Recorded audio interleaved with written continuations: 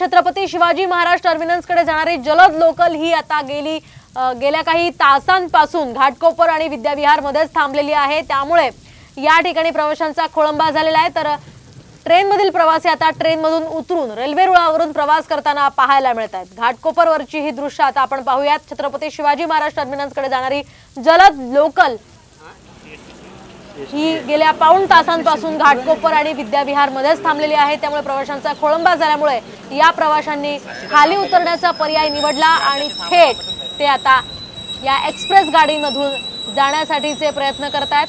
मात्र असा धोकादायक निर्णय घेऊ नये असं आवाहन साम टीव्ही कडून या सगळ्या प्रवाशांना केलं जात आहे।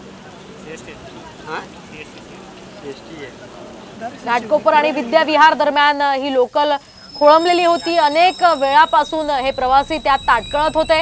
मात्र आता या सगळ्या प्रवाशांनी थेट रेल्वेमधून उतरून एक्सप्रेस मध्ये चढण्याचा निर्णय घेतला आणि थेट रुळावरून हे सगळे प्रवासी जे आहेत ते चालताना आपल्याला पाहायला मिळतात।